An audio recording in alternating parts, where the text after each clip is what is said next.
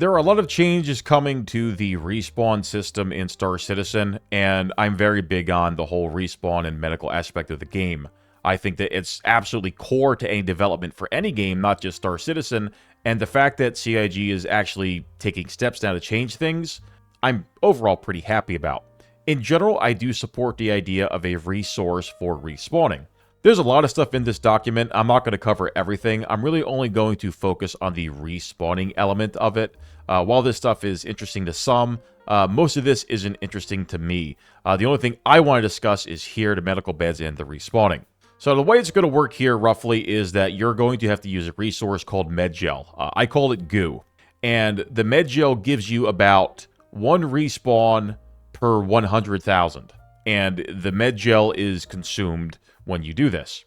My only issue with the way they're doing this is I don't think that the MedGel cost and efficiency is very well done. Because right now when testing, you will pay 100,000 AUEC and you will get a canister of MedGel, and that gives you 1 respawn. The cost is absurd, but the cost could be justified if the MedGel was more efficient.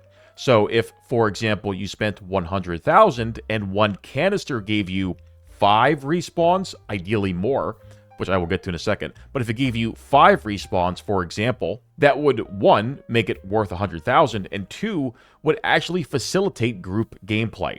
Because as it is right now, any group, people are going to have to pay to bring their own MedGel. They're going to always have MedGel. It's a very weird and cumbersome system that I think has too much friction, and I feel like a respawn system in a game should be as frictionless as possible. Now, the way they're handling the beds is simply how much medical gel it holds. You can see here that Tier 3 is going to hold 100, Tier 2 is going to hold 200, and Tier 1 is going to hold 400. So the capacity here is higher. So in reality, the Tier 3 bed is going to spawn you once, the 2 twice, and the 1 4 times. The way I would do this and the way I would suggest is to make the beds more efficient. Meaning the Tier 3 bed is going to respawn you a lot less than the Tier 1. The Tier 1 is going to be more efficient with the amount of MedGel that it's using. You might say, oh, well, what's the difference? Well, the difference is exactly that. It's efficiency. You want to get more bang for your buck. So it's more cost efficient and makes more sense to use the bigger and better medical ships because you're going to get more mileage out of that AUEC investment and you're going to get more respawns overall. So that is what I would change, is I would simply make these more efficient. The storage is whatever, you can increase the storage too, but in general, yes, more efficiency. The other problem I have with this is it states here that you're going to be able to store the MedGel in a vehicle and in your inventory and whatever, and then you're going to load it into the bed the way that this example is being shown here on a page. I, again, don't mind this concept. However, this right here, let's say that you're doing something, you're in a fight or whatever. You're going to have a guy that I call the Goo Boy. And the Goo Boy's only job is going to be to sit inside of the medical bay or whatever and start shoving these canisters into the bed. This is not a very interesting gameplay mechanic. Actually, it's quite bad. Anybody who sits there in the comments and says, oh, well, I would be the Goo Boy. I would do that. Well, you're stupid and your taste in gameplay is in the extreme minority of what normal functioning human beings would want to do.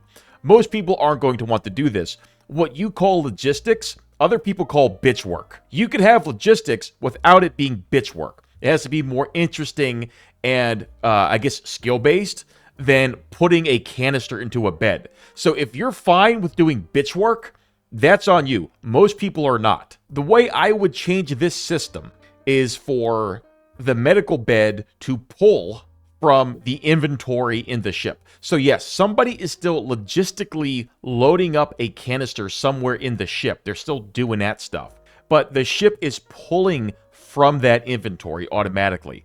It's a more elegant solution. It doesn't require a Goo Boy, and it makes this process just better. You're getting the same result. You have respawns that are based on a resource that you have to bring to a fight or whatever, and it's rewarding you for being prepared. It's not making this tedium necessity for just playing the game. Because even if you were by yourself, you would have to respawn, get up out of the bed, go to the storage, interact with the Star Citizen terrible inventory system, grab it, shove it in the bed, and then go back out to play. What does that really add? It doesn't add anything. It's silly. Again, have it pull from the ship. Other than that, I'm fine with the system in general, with it being physicalized or whatever. Healing injuries. This one's kind of important. I don't care too much about the injury system in Star Citizen, but it is worth noting that the healing of injuries does consume medical gel. So if the MedGel is being consumed to heal an injury, that is less MedGel that's being used to respawn. So this, I don't see the point of this. I don't see what having the medical gel being consumed to restore an injury really does. I'm not suggesting, I mean, they're not going to get rid of it, probably not. I just don't see the benefit of this. I don't see what this does. The MedGel should be a respawn resource, because that is ultimately what the most value from the medical bed is in this game. Whether you like to hear that or not, that is the chief selling point, not financial selling point, that might be for some, but the selling point of the vehicle in terms of gameplay is the respawning. These injuries, consuming MedGel, it doesn't add anything, and it just seems silly. You already have to go back to the bed to heal, so you're already leaving the fight, you're already being escorted or stabilized or carried or whatever it is, you're already being brought back. It also consuming the MedGel seems kind of pointless. You'd rather just die and respawn at that point, right? You have 4 or 5 or 6 injuries, just die and respawn. And you're going to go, oh, but that's of a Spaceman. I'm going to get to that later, don't you worry. Imprinting and regenerating on the medical bed. This is actually probably one of the better things that they've done, and I like this. They've always done this, and I do like this. But what they're doing is they're also differentiating the beds, not just based on their storage, but also their distance and how far they can respawn somebody. Obviously, here, the ways to stop it is you destroy it, you exhaust all the resources, or it's out of the effective range. You can read this on your own. But this is where the problem right here starts. This goes back to what I said earlier. Tier 3, 2, and 1. The regeneration cost for each of these beds is the same. It's 100 ESCU. This is my issue here. Make the tier 1 over here, make it more efficient. Make the tier 1 more efficient. More bang for your buck. Same with the 2, and the 3 is the least efficient. You've already got them operating within range. This is perfect, but they all cost the same. Let's make this more efficient, please. You got a pretty good thing on your hands here. The one I like the most, actually, is multiple imprints at once. This has been something that I have been harping on for quite literally 3 years. The reason why you never saw people using spawn points in Star Citizen mobile spawns, despite what people will lie to you about on Spectrum, they will lie to you. People did not use these for anything other than maybe running a bunker, because it overwrites your respawn point. So if you take an Ursa and you park it somewhere and you want to do bunkers or whatever, and you bind to it, if you die, you end up back on a home planet. And being on a home planet sucks. It's less efficient. You always want to be on a station. So if you die and respawn, and you don't have access to a ship, that respawn point is terrible. That's why people prefer to be on stations, because everything happens in a ship in this game. So then now you have MedBed Conditions. This is mostly speculative, because the only one in the game is the manual MedGel. I don't really want to talk about this, because I cannot give you an educated opinion if I don't know how it's working. So this right here, you could read it for fun, but I wouldn't consider this to be anything really too much. People have this idea. They hate the idea of players respawning in a game, which is very bizarre to me, because respawning in a game is the most basic foundation of any multiplayer game. People have this weird idea, and they'll say this, like, oh, well, if you don't like the limited respawns, just don't die, LOL. People who say that, they might not be aware of the type of people that play the game or play their games if they happen to be somebody who works on the game, if they have that mindset. The majority of people who play games are bad. Bad players will always be the majority of your player base and your revenue. The good and elite players will always be the extreme minority. It's as simple as that. You could lose a small and the elite, and your product will still be fine. If you lose the majority of average players or bad players, you're going to have issues with your game, and you're going to start to spiral of things going out of control. So when you design things and systems, as well as systems with punishments, in air quotes, you have to design it around the average player, which is a bad. So this is my post in the thread. I want to talk about this. I'm not going to read word for word what I said, but I want to elaborate on some things. Point 1 and 2 are kind of interchangeable here. It's about reducing the cost and increasing the response. The thing that I really want from this is for the MedGel to be more efficient. It's not very efficient right now. The cost at 100,000 AUEC would be fine if the MedGel gave you like 5 or 10, ideally more the better, honestly, per canister of MedGel. We're looking for efficiency here, but it's not cost efficient. If you want to talk about prices real quick, consider this. You are spending 100,000 AUEC for a single respawn of one soldier. That soldier can be killed by everything and anything in the game, including falling down randomly. You can claim a Gladius with bombs for like 4,000 credits, and it takes like 2 or 3 minutes on a claim time when it's accelerated, and just go bomb some things or fly and leave fights or whatever you want. The point is, the cost doesn't add up. This is not a fair trade. This is an issue. So the cheapest, most ideal, and easy to supply and fund part of the game should be infantry. Period. End of story. That's not the case right now. So in summary, either reduce the cost or increase the amount of spawns you get per cost. Perhaps both. I don't know. But make this better. Make it more efficient. More respawns per canister of MedGel. 3 and 4 are talking about streamlining the process and making it less annoying. Having to go and get canisters of MedGel, which these are essential to the ship, by the way, and hand load them is kind of silly for something that is a core gameplay mechanic, because respawning is a core gameplay mechanic. I do not see the point or purpose in making this as cumbersome as possible, but it's CIG, and that's what they're going to do until they realize otherwise, which they usually do. If the canister or the goo is essential to the ship's operation and function, because it's a medical ship, just allow it to be topped off or have the canisters filled from a landing pad. Sure, you could go in and buy mobile canisters that you can bring with you on a person to resupply it in the field or carry extras in a box or something like that. That's fine. But I view it as something no different than hydrogen or quantum fuel or even missiles or ballistic bullets, anything like that. It should be reloadable from the Moby Glass when you're doing your when you're on landing pad, right? The landing services. There we go, landing services. It should be refillable from landing services. Make this as easy as possible. Now, stupid people would say, oh, well, you know, you're just dumbing the game down and you're making it Fortnite COD or whatever stupid thing they say. Again, these people are stupid. You should not listen to them. Making things more accessible and fun to play for the majority of your customers is not a bad design. And it doesn't mean dumbing your game down to like phone game levels of simplicity. It means that you're taking a mechanical system and you are designing it to be as intuitive, understandable, and forgiving as possible while maintaining the integrity of your game, of your product. And that is all I have ever really advocated for here, in any game, especially Star Citizen. The other weird concern that people bring up is they talk about this Zerging thing. It's this nebulous statement that doesn't mean anything. It's a word with no meaning. It means something different to everybody. I talk about it a lot in this thread. There's a lot of this. People keep bringing up Zerging. People in this thread would have you believe that the game is a constant war zone where battles are being won and lost by people respawning in droves and overrunning positions. Well, that's not the case. Now, that sounds like a game I would love to play. That sounds like a lot more fun than the absolute garbage we have in Star Citizen right now. But that is not what the game is. It has never been that way.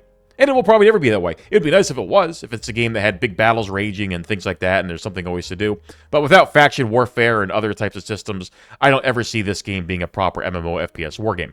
Anyway, so they will make up these scenarios and they will talk about them. The way you control people, Zergs, or respawning is very simple. You destroy the respawn point. Now you can destroy the respawn point, or you can run it out of resources. Running it out of resources is a battle of attrition. Attrition should be how a fight that is between two equal parties. They're equal in skill, they're roughly equal in numbers. You'll never have equal numbers, but they're roughly equal in numbers, and they're equal in performance. And that is when your battle comes down to attrition. The side with the best logistics and logistical support and rating or whatever is going to win that battle. An attrition war. That is what the MedGel or any respawned resource is creating. It's another win condition. This is not a new concept. This is something that has been done since what? Battlefield with tickets? or Foxhole with the shirts for respawning, Planetside 1 with nanites, but not Planetside 2, because Planetside 2 got it wrong, but Planetside 1 with nanites. There's a lot of these nuanced features that are not new to games. Star Citizen is simply bringing something like this into their game. This is not a bad thing, but you have to understand this is adding another layer, another win condition to a game. If you make the medical gel resource or the respawn resource to Goo, if you make it too difficult to get, manufacture, and deliver, people are not going to do it. If people do not do it, you are now creating a game where it's a one and done, so there's no persistent fight. 2, you were denying piracy, you were denying logistic raiding, you were denying other nuanced forms of gameplay. Because the friction to manufacture, deliver, and use this resource is too much. It's just not worth doing. Part of that is going to be cost. Another part of that is going to be efficiency. If you're only getting 1 respawn per 1 canister, at some point people are going to say, well, what's the point? What's the big deal? Why would I do this? The way you handle Zergs is not by limiting respawns. It's by force multipliers, so multi-crew ships actually being good and giving smaller groups of players a chance to fight larger groups of players. Logistical control, logistical resources. We already kind of have that with MedGel. Those are the ways you do it. So anybody that's talking about Zerging and Star Citizen, quite frankly, they're retarded. That's it, really. That's the only thing you can really say to them. And you can say that about most people in the Star Citizen community. They're not very smart. They play a game that does not exist. And this game only exists in their head. The reality is, if the medical system before this respawn gel was introduced was facilitating Zerging, which it was not, you would have saw it everywhere. You did not. The game does not support large-scale combat. Not yet. It may never. Do not be gaslit into this. The reason why I support this is because I've always supported, but I would like to see this type of respawn mechanic extended to all parts of the game. That includes respawning ships from mobile facilities, carriers, mobile hangars, whatever it is.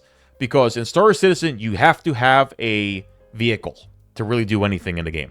So respawning as an infantryman without a vehicle means nothing. This is something I talk about with ship supplies. It's a nebulous resource that is used to respawn ships at mobile facilities, perhaps carriers or something. It creates or respawns a ship. I am 100% in favor of this. I will always be in favor of this. Another thing I was also in favor of were equipment supplies. Adding to the logistics. This is weapons and armor that could be fabricated or printed mobily. I've always been a fan of something like this. And I view the MedGel respawn resource stuff as a stepping stone towards getting a more interesting logistical system where we can sustain outside of planets and stations. And finally, since I did say I was going to cover it, they do mention Death of a Spaceman. Death of a Spaceman, or as I call it, Death of a Space Game, as it was originally intended, is quite possibly one of the stupidest ideas for a game that is aiming to be an MMO with long-term persistence. I do not care how you gussy it up and say your next of kin will be inheriting things, or it's not really permadeath, you just transfer your deed and your titles and all this. It does not matter.